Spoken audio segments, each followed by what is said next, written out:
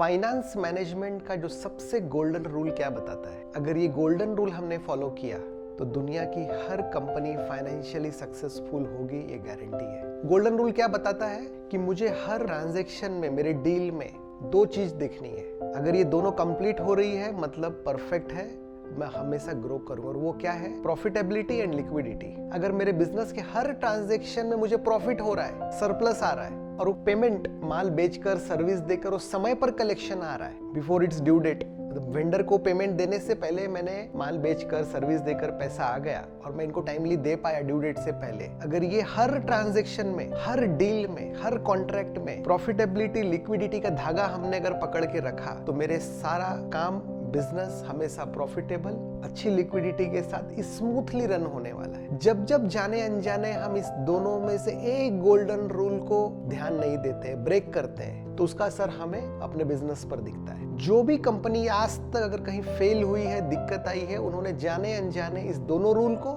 या किसी एक रूल को ब्रेक किया है। हमें देखना है कि मेरे बिजनेस का हर ट्रांजैक्शन में मुझे देखना प्रॉफिट हो और समय पर पैसा आए, ड्यू डेट से पहले पैसा है। अगर ये दो चीज हो रही है then we will always grow and make our business profitable. तो इसको और डिटेल हम समझते हैं। तो प्रॉफिटेबिलिटी के लिए क्या करना है? मुझे प्रॉफिट चाहिए, इसके लिए मेरा प्राइसिंग सही होना चाहिए। मेरी प्राइसिंग कब सही होगी? जब मेरे पास प्राइसिंग का एक फॉर्मेट, स्टैंडर्ड सेट रेडी है, वो लिखित में है, मेरे हर प्रोडक्ट के लिए है, हर टाइप के कस्टमर के लिए सेट है। प्राइसिंग की पॉलिसी को मैं रिव्यू कर रहा हूँ, उसको अपडेट कर रहा हूँ।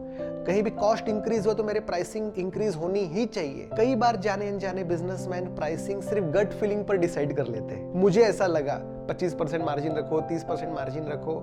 इंपॉर्टेंट है मेरे माल बेचने के बाद मुझे प्रॉफिट होना चाहिए। अगर मैंने एक लैपटॉप 30,000 में लाया है और मुझे 1 मंथ के बाद वेंडर को पेमेंट करना है, तो मेरा सेलिंग प्राइस कितना होना चाहिए? कोई कहेगा 35,000, कोई बोलेगा 40, कोई बोलेगा 50। अगर मैं बताया कि 30,000 का लैपटॉप है बट उसके साथ जो बैग है वो 5,000 की है, तो मेरा कॉस्ट कितना हो गया? 35,000। अब मुझे कितना बेचना चाहिए? Again our selling price will increase. फिर मैं बोलूँ कि उसको लाने का, मेरे शोरूम में लाने का खर्चा, उसका transport, octroi, loading, unloading, freight, insurance सब पकड़ेंगे तो 5,000 एग्जाम्पल, तो टोटल कॉस्ट कितना हो गया? 40,000। तो मेरा सेलिंग प्राइस कितना होना चाहिए? इंपॉर्टेंट है मेरे टोटल कॉस्टिंग को पकड़कर मेरा प्राइसिंग सही होना, कि जब तक मेरा प्राइसिंग सही नहीं होगा मुझे प्रॉफिट नहीं होगा। तो ये पहला पार्ट हमने समझा कि अगर मैं कोई स्क्रैप भी सेल कर रहा हूँ, मेरे ऑफिस से, फैक्ट्री से अगर एक छोटा माल या सर्विस बाहर जा रहा है, मुझे देखना उस छोटी सी छोटी एक्टिविटी में भी, उस डील में, उस ट्रांजैक्शन में भी मुझे प्रॉफिट हो। गोल्डन रूल जो है फाइनेंस का पहला, प्रॉफिटेबिलिटी कंप्लीट होता है। अब आते दूसरे रूल पर, जिसका नाम है लिक्विडिटी यानी टाइमली कलेक्शन। अगर मुझे वेंडर को पेमेंट 30 डेज के अंदर करना है तो मुझे वो माल बेचकर, लैपटॉप बेचकर 1 मंथ के अंदर पैसा आना चाहिए ताकि मैं वेंडर को 30 डेज में पेमेंट दे सकूं। ये मुझे मेंटेन रखना है। मेरे कस्टमर का सिलेक्शन सही हो, पहले हमने टर्म्स कंडीशन सेट करके रखा है, वर्क ऑर्डर पीओ में डाल के रखा है ताकि टाइमली कलेक्शन आए, ताकि टाइमली पेमेंट हो सके। तो ये दो धागे को पकड़ के रखना है, profitability, liquidity, profitability, liquidity, profitability, liquidity. ये दो चीज का अगर हमने पकड़ा, इनको ध्यान दिया,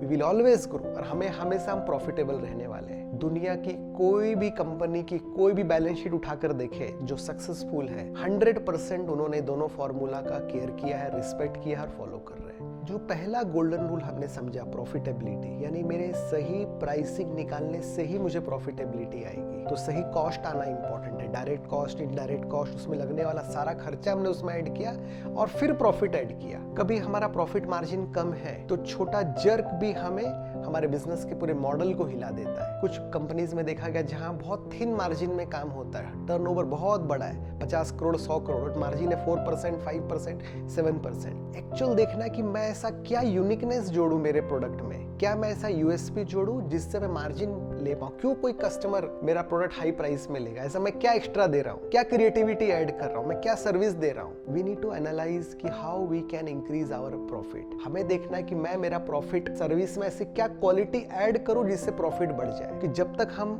उसमें यूनिकनेस, क्रिएटिविटी ऐड नहीं करेंगे तब तक हायर प्राइस हम डिमांड नहीं कर सकते। क्यों कोई कस्टमर मुझे उस प्राइस से माल देगा जिसमें हमारा प्रॉफिट भी हो, टाइमली कलेक्शन हो। तो हमें मार्केट लीडर, मार्केट में लीड करने के लिए कुछ यूनिकनेस ऐड करने की जरूरत है। हमने समय के साथ देखा जो ट्रेडर्स, एक ऐसी कम्युनिटी जो पैन इंडिया स्प्रेडेड है, अलग अलग गुड्स सेल करते हैं। इस लॉकडाउन के आसपास के समय से क्या देखा? They started home delivery. शायद लोगों ने सोचा भी नहीं था कभी कोई ट्रेडर होम डिलीवरी देगा, बट उन्होंने समय के साथ खुद को बदलाव लाया, होम डिलीवरी की शुरुआत करी। कुछ ऐसी कंपनीज है जो क्लाइंट्स को जाकर फ्री डेमो प्रपोजल देते हैं, फ्री डेमो प्रोजेक्ट देते हैं। क्यों? ताकि वो सक्सेसफुल हो, उन्हें बेनिफिट हो और फिर इनको बड़ा ऑर्डर मिले। कुछ कंपनीज ने कस्टमर के साथ और क्लोजली काम करना शुरू किया, उनके फीडबैक्स लेने शुरू किए। हम प्रोडक्ट में आप क्या बदलाव चाहते हैं, उस फीडबैक के साथ प्रोडक्ट में चेंज किया, यहाँ तक कि पैकेजिंग तक चेंज किया कस्टमर को जो अच्छा सूट करे। कुछ कंपनीज ने कस्टमर को पोस्ट सेल सर्विस देना शुरू किया, फ्री इंस्टॉलेशन देना शुरू किया, एक साल तक हम फ्री सर्विस देंगे, वारंटी देंगे। ये सब चीजें हमें देखना कि हम हमारे प्रोडक्ट सर्विस में ऐसा क्या ऐड करें जिससे मैं थोड़ा प्रॉफिट कमांड कर पाऊं मेरे बिजनेस में। धन्यवाद।